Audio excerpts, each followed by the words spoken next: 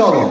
ঢাকায় আসছে, ঢাকায় দেখছে বিশাল কারবার, আরে বিশাল লম্বা লম্বা উঁচু উঁচু ফ্ল্যাট, দালান কোঠা। বলছে wow, what is the name of this place? এই জায়গার নাম কি? তো ওই যুবক বলছে স্যার এই জায়গার নাম হচ্ছে বঙ্গবন্ধু অ্যাভিনিউ। বলছে মাশাআল্লাহ, অ্যাপ্রিশিয়েটেড, এত দালান, লেটস গো, হে সামনে চলো। সামনে গিয়ে দেখছে বিশাল লম্বা একটা খাম্বা। নগর মহাদেবপুর ভাইয়েরা, বিশাল লম্বা খাম্বা।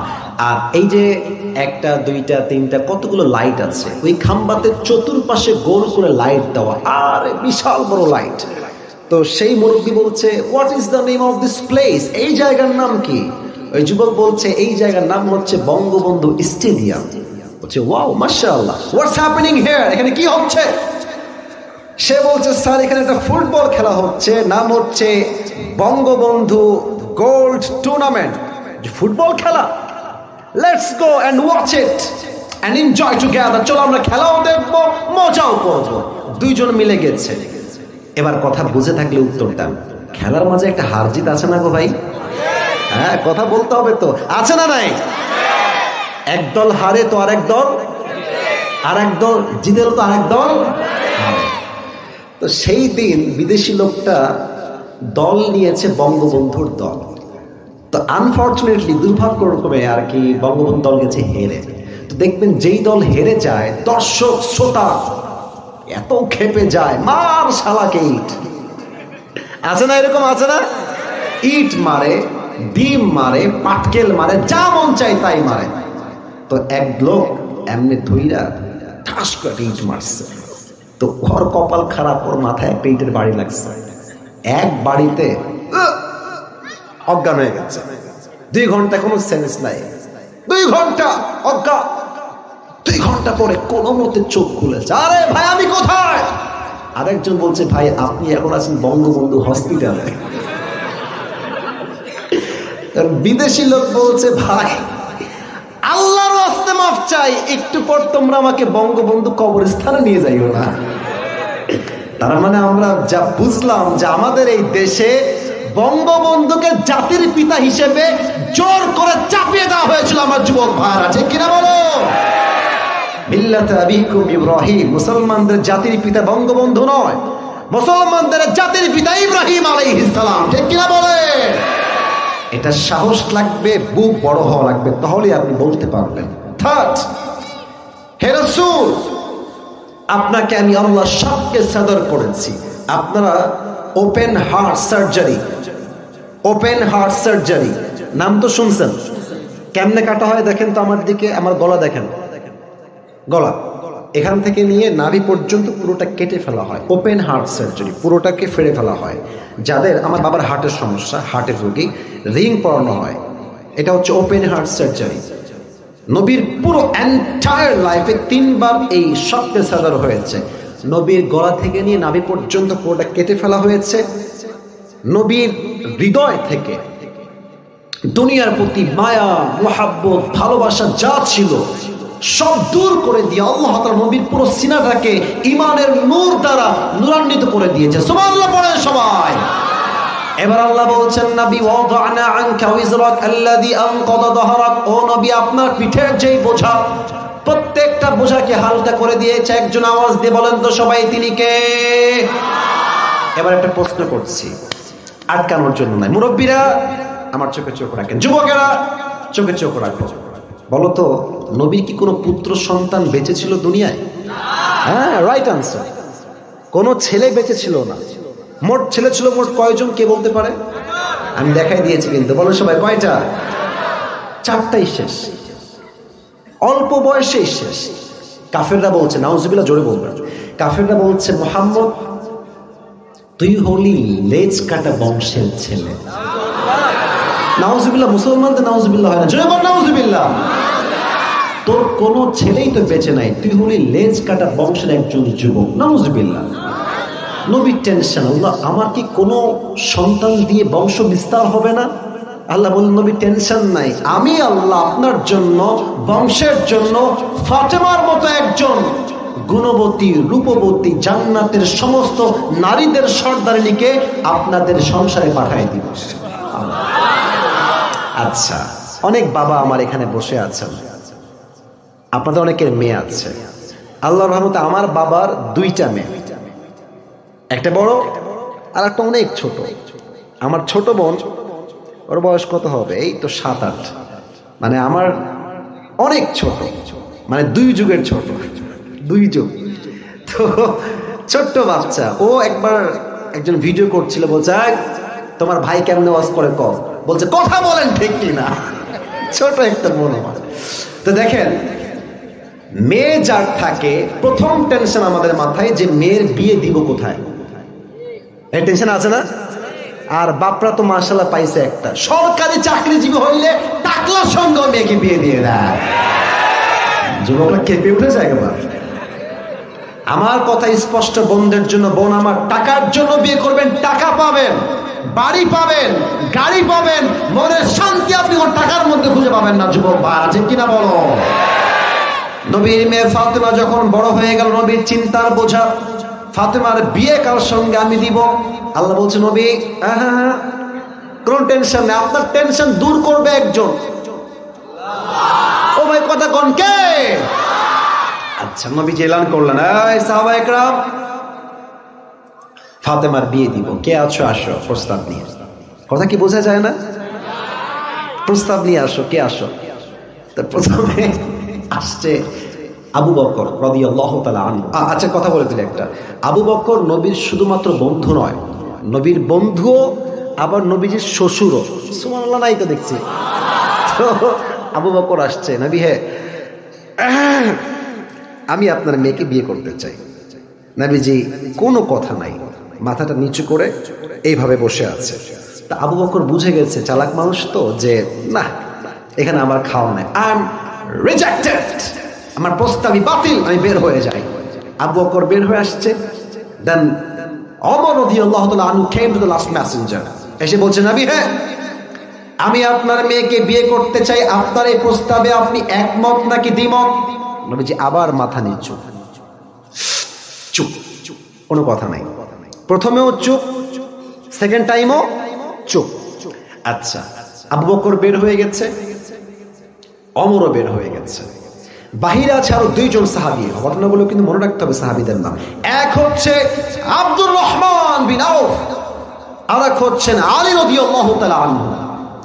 তা আবু বকরের মুখটা, আমরা বলি বাংলা পাঁচের মতো, মুখটা মলিন হয়ে আছে, রিজেক্ট খেয়ে আসছে নবীর কাছে। ওমরও মন খারাপ, বিয়েটা হইল না আমার ফাতেমার সাথে, মন খারাপ।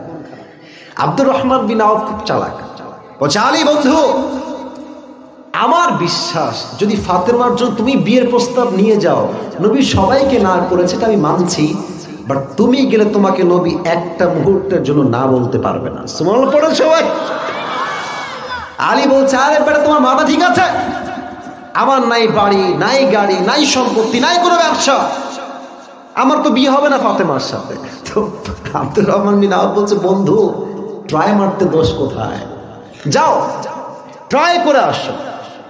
এটা খুব মজার একটা হাদিস, আসলে বলতে গেলে একটু হাসি পাচ্ছে। তো আলী প্রস্তাব নিয়ে আসছে। আরে ভাই, মেয়ের বাপের কাছে প্রস্তাব দেওয়া যে কি বিগ ডিল, এটা একমাত্র যুবকরা ছাড়া কেউ টের পাবে না।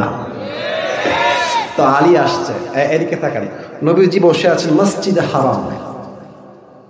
আলী একবার এদিক দিয়ে আসে, ওই দিক দিয়ে বের হয়ে যায়, এদিক দিয়ে আসে, এই দিক দিয়ে বের হয়ে যায়, নবীর কাছে আসে না।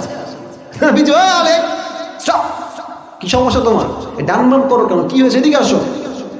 আলীর হাত পা কাঁপছে, কেমনে বলবে নবী আপনার মেয়ে ফাতেমাকে বিয়ে করতে চাই।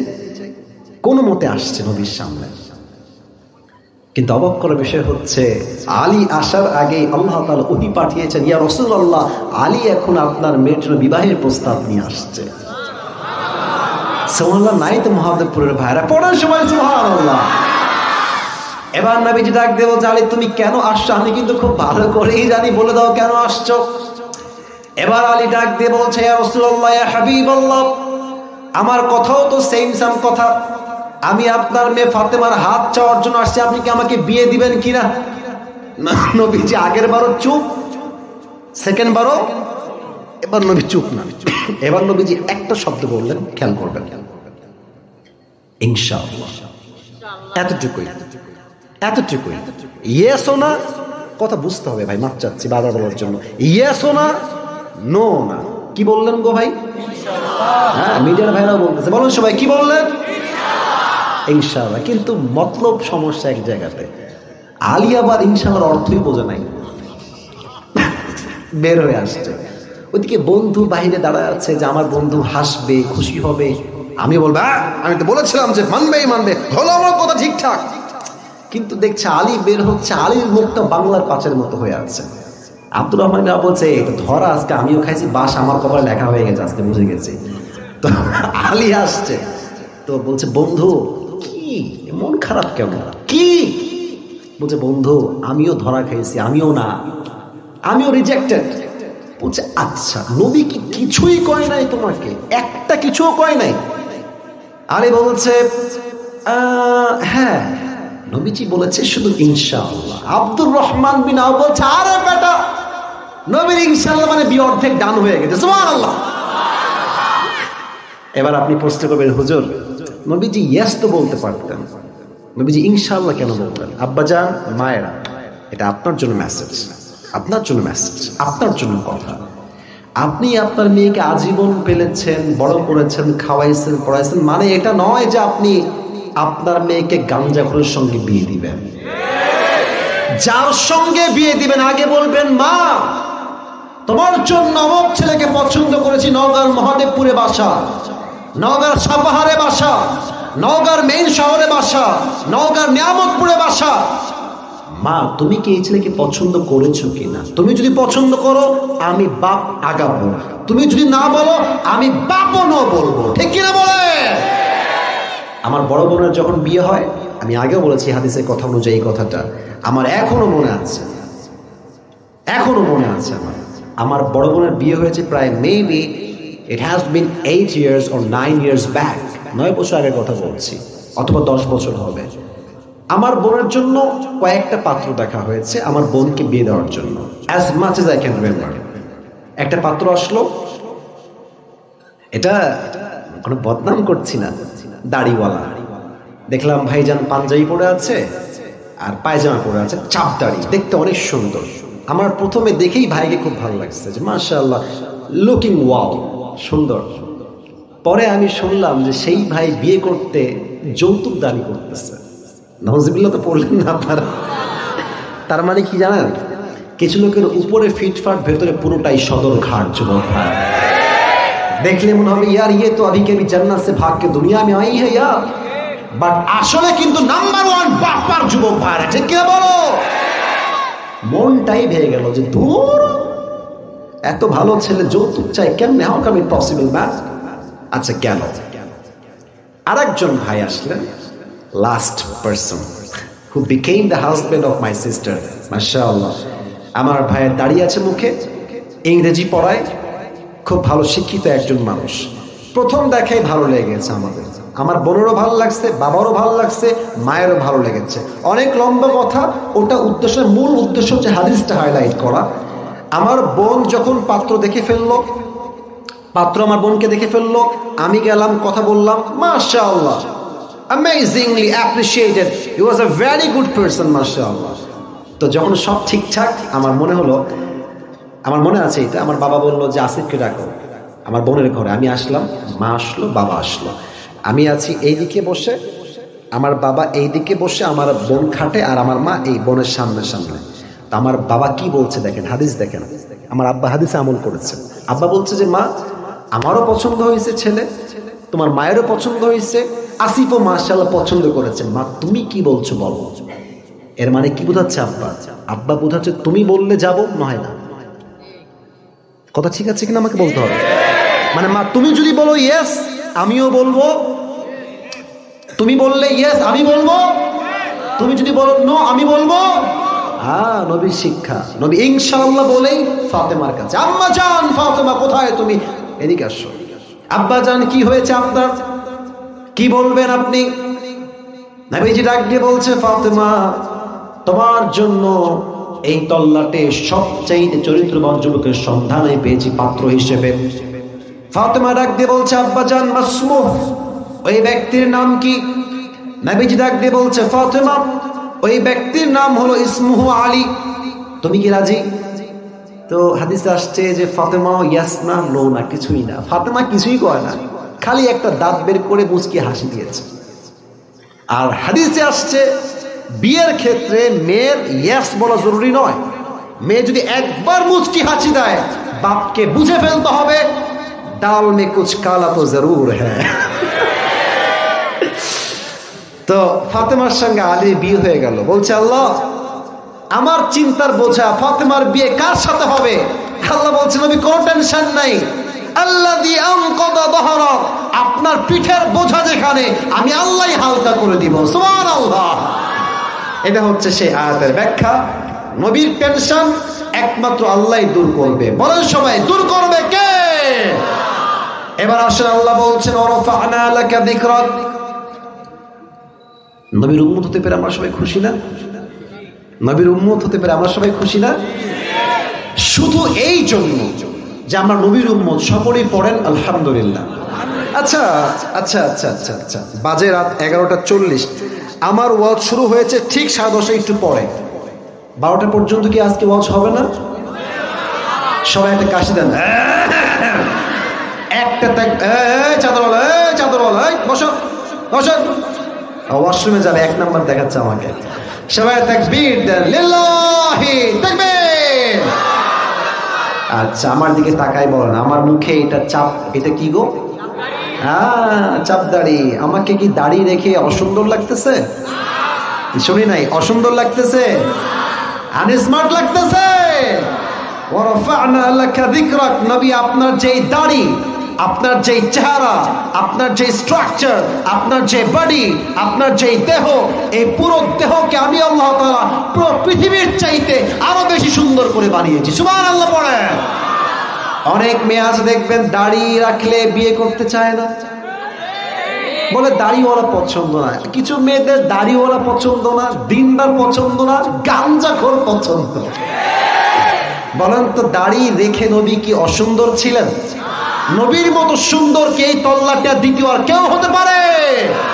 যাদের চেয়ে সুন্দর তুমি নবী আমার কামলিওয়ালা, দো জাহানের বাদশাহ তুমি প্যারা নবী সাল্লাল্লাহু আলা, দো জাহানের বাদশাহ তুমি প্যারা নবী সাল্লাল্লাহু আলা, চাঁদের চেয়ে সুন্দর তুমি নবী আমার কামলিওয়ালা। সুবহানাল্লাহ পড়েন সবাই।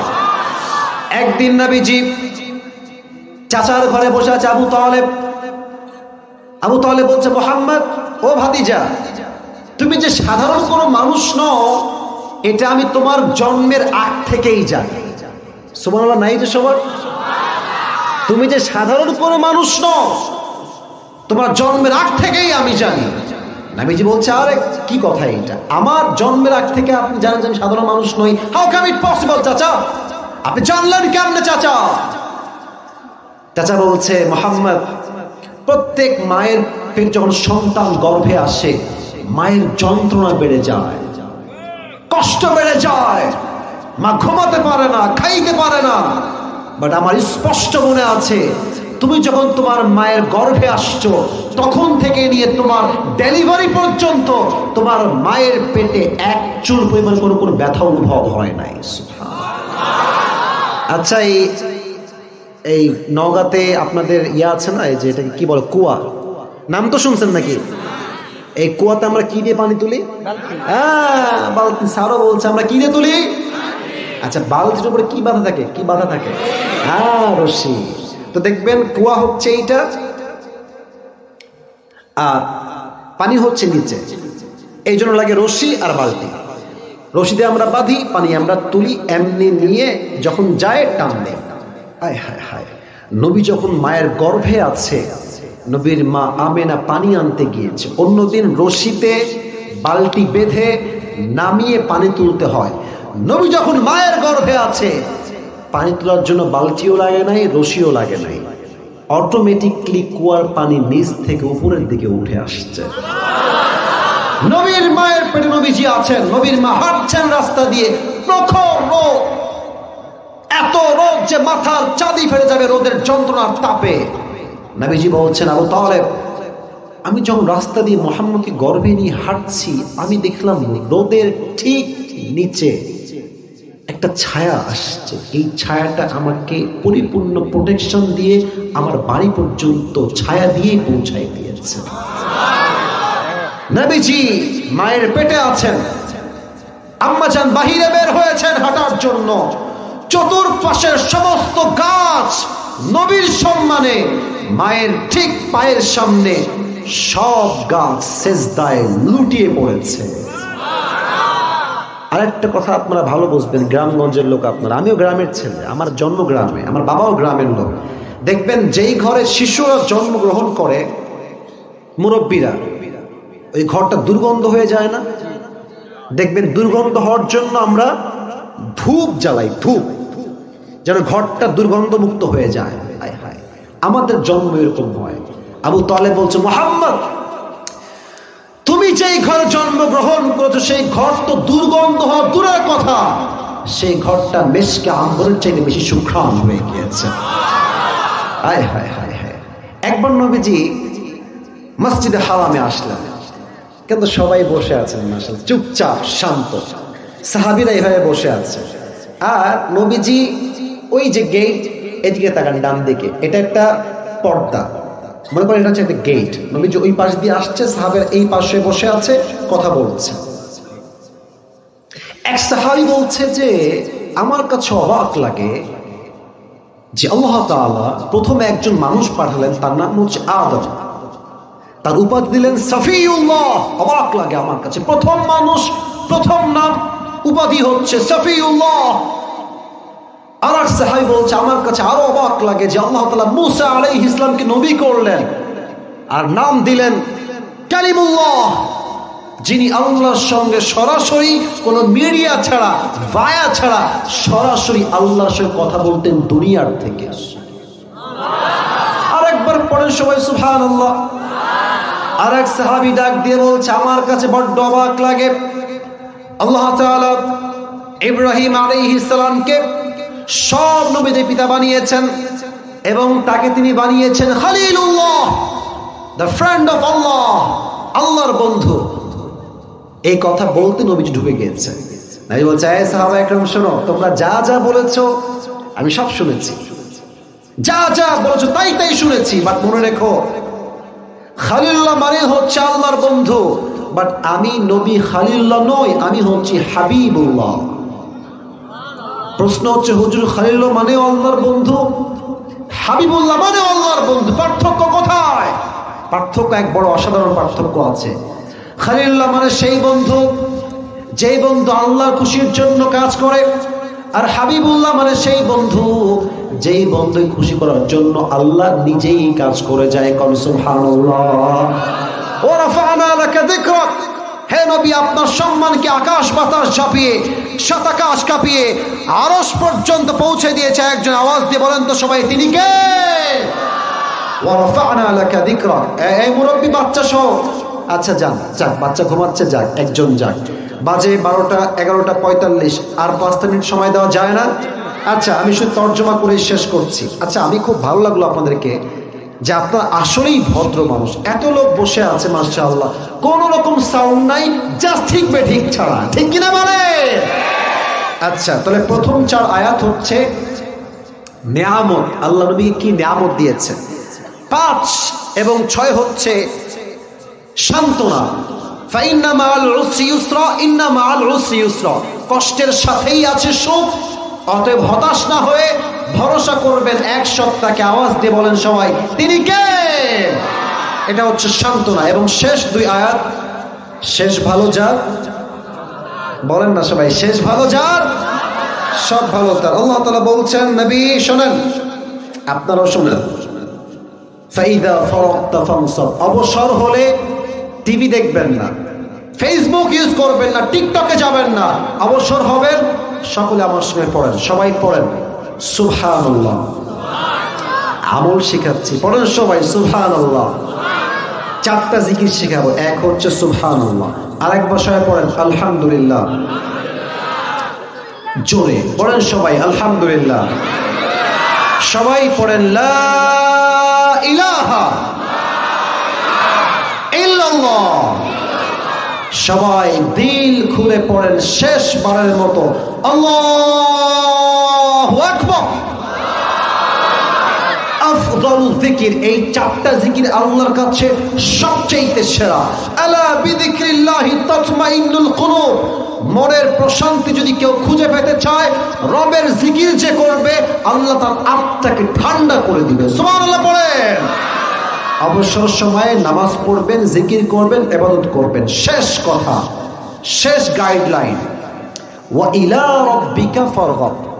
কষ্ট পেয়েছেন, দুঃখ পেয়েছেন, কেউ যদি আপনাকে আঘাত করে, বলেন কথা বুঝায় বলি, কেউ আপনাকে কষ্ট দিয়েছে, আঘাত দিয়েছে, আপনার ব্যক্তিত্বে আঘাত করেছে, সম্মানে আঘাত করেছে, আপনার টাকা মেরে দিয়েছে, আপনার সম্পত্তি মেরে দিয়েছে, যত কষ্ট আপনার জীবনে আছে মানুষকে আগে বলবেন না, প্রথমে জায়নামাজ বিছাবেন, তাহাজ্জুদ পড়বেন, তাহাজ্জুদ পড়ে সব কষ্ট বলবেন এক সত্তাকে, তিনি হচ্ছেন রব। আপনি বলতে দেরি, আল্লাহ বলছেন আমি তোর সমস্ত কষ্ট নিজ হাতে দূর করে দিব। ও ভাই আরেকবার কোন সবাই সুবহানাল্লাহ। এবার সবাই দুই হাত তুলেন, সবাই মাশাআল্লাহ, সবাই দুই হাত, ডানে বামে সামনে। আমি যা বলছি উত্তর দেন। এই মাহফিলটা আগামীতে হোক, এটা আমরা সবাই চাই না? আস্তে কেন জোরে কোন সবাই চাই না? আমি যা বলতে সবাই বলেন, সবাই হুজুর ওয়াদা, শেষ ভালো যাও সব ভালো। বলেন সবাই হুজুর আমরা ওয়াদা করছি আজ ওয়াজ শেষ করে দোয়া করে একসাথে বাসায় যাব। দোয়া না করে, শুনি নাই, দোয়া না করে আমরা কেউ উঠে যাব না। এই যে উঠে যাব না, দিল খুলে বলেন সবাই ইনশাআল্লাহ। এবার যদি কেউ উঠে যায় সে মুনাফিক হয়ে যাবে। আমার না, আমি দেখেছি লা ঈমান আলা লিমান লা আমান আলা, যার কথা ঠিক নাই তার ঈমানের ঠিক নাই। যুবক ভাইরা ঠিক কিনা বলো? আপনারা যারা বসে আছেন এই মুহূর্তে ভলান্টিয়ার্সরা যাবে, দুইটা কাজ। আপনারা পকেটে যা আছে ওদেরকে দিয়ে দিবেন ভাড়ার টাকা বাদ দিয়ে, 1 নাম্বার কাজ। 2 নাম্বার কাজ, আমি এই টুপিটা পুরস্কার দিতে চাই। এই আদায়ের মাঝে, অর্থাৎ এই আদায়ে যে করবেন রুমাল দিয়ে, ব্যাগ দিয়ে, এর মাঝে পুরো ওয়াজটা আমি 1 বা 2 মিনিটে বলছি। যে পুরস্কার পেতে চাও মনোযোগ বাড়ায় দাও। ভলান্টিয়ার্স গো ব্যাক, সবাই ফিরে যাও আপন আপন জায়গায়। সবাই তাকবীর দেন, লিল্লাহি তাকবীর। এই পেছনে যারা বসে আছো উঠলে খবর আছে কিন্তু তোমাদের, এই ছেলে উঠলে মায়া যেন বলে। আজ আমরা এদিকে না, সবাই দিকে ঠান্ডা মাথায় বলি, আজ আমরা কত নম্বর পারা থেকে তাফসীর শুনেছি? 30। বড় সূরা কত নম্বর পারা? সূরাটার নাম হচ্ছে সূরাতু আলাম নাশরাহ। এটা কত নম্বর সূরা কে বলতে পারে? 94তম সূরা। এই সূরা আয়াত সংখ্যা মোট কয়টা? রুকু সংখ্যা কয়টা? 1টা। মাশাআল্লাহ, সবাই এখন বলবেন, শেষে গিয়ে জাস্ট একজনকে আমি সুযোগ দিব। তাকান, এই সূরার ভিতরে আল্লাহ তাআলা 3টা ভাগ করেছেন। বলেন সবাই কয়টা ভাগ? 1 হচ্ছে নিয়ামত, বলেন সবাই 1 হচ্ছে কি মত, 2 হচ্ছে সান্ত্বনা, আর 3 হচ্ছে দিক নির্দেশনা। আল্লাহ নবীকে নিয়ামত দিয়েছেন মোট 3টা এই আয়াতে। বলেন সবাই কয়টা? 1, এই নবীর হৃদয়কে প্রশস্ত করে দিয়েছে, সাহস দিয়েছে, শক্তি জুগিয়েছে একজন। আওয়াজ দিয়ে বলেন তো সবাই, তিনি কে? 1 নাম্বার নিয়ামত। 2, নবীর পিঠে যত চিন্তার বোঝা ছিল সমস্ত চিন্তার বোঝাকে দূর করেছে একজন। আওয়াজ দিয়ে বলেন সবাই, তিনি কে? 3 নাম্বার নিয়ামত হচ্ছে আল্লাহ নবীর সম্মানকে আরশ পর্যন্ত পৌঁছায় দিয়েছে। সুবহানাল্লাহ পড়বেন না সবাই? তবে যে দাঁড়াবেন তাকে বলবে, এই ভাই তুমি বলো যে আল্লাহ নবীকে কি কি নিয়ামত দিয়েছে। তুমি বলবো আল্লাহ নবীকে 3টা নিয়ামত এই আয়াতে দিয়েছে। 1, নবীর সিনাকে আল্লাহ খুলে দিয়েছেন। 2, আল্লাহ নবীর চিন্তাকে দূর করে দিয়েছেন। 3, নবীর সম্মানকে আকাশচুম্বী মর্যাদা দিয়েছে একজন। আওয়াজ দিয়ে বলেন সবাই, তিনি কে? এবার বলবো ভাই 2 নম্বর ভাগে কি আছে? আপনি বলবেন 2 নম্বরে আছে আল্লাহ নবীকে দিয়েছেন সান্ত্বনা। বলেন সবাই কি না? সান্ত্বনা কি ছিল? কষ্টের সাথেই আছে স্বস্তি। আমি বলছি, আপনারা রিপিট করবেন আমার পরে। কষ্টের সাথেই আছে ফাইন্না মাআল উসরি ইউসরা, ইন্না মাআল উসরি ইউসরা। 2 নাম্বার শেষ। 3 নাম্বার কি ভাই? আপনি বলবেন হুজুর 3 নাম্বার হচ্ছে ইনস্ট্রাকশন, গাইডলাইন, দিক নির্দেশনা। মোট 2টা। বলেন সবাই মোট কয়টা? এক। খুব সহজ। এক হচ্ছে অবসর হলে সময় নষ্ট আমরা কেউ করবো না, সকলে আমরা জিকির পাঠ করবো। সকলেই পড়েন সুবহানাল্লাহ, সকলেই পড়েন আলহামদুলিল্লাহ। পড়েন সবাই লা ইলাহা ইল্লাল্লাহ। পড়েন সবাই আল্লাহু আকবার। 1 নাম্বার দিক নির্দেশনা হচ্ছে অবসর হলে ইবাদত করবেন, জিকির করবেন, হজ করবেন, যাকাত দিবেন, নামাজ পড়বেন 1 সপ্তাহের জন্য। তিনি কে? আর 2 নাম্বার গাইডলাইন হচ্ছে কষ্ট পেলে, আঘাত পেলে, দুঃখ আসলে বউকে আগে নয়, মাকে আগে নয়, পরিবারকে আগে নয়, বন্ধুকে আগে নয়, প্রথমত ডাইরেক্ট বা ডিরেক্টলি যোগাযোগ করবেন আগে 1 সপ্তাহের সাথে। শেষবার বলেন না সবাই মিলে তিনি কে? এই 3টা কথা আমি বলি, এখনো শেষ হয় না। এই 3টা কথা আমি জিজ্ঞেস করব। যদি কেউ প্রশ্নে আটকায় যায় তাকে আমি 3 বার সুযোগ দিব।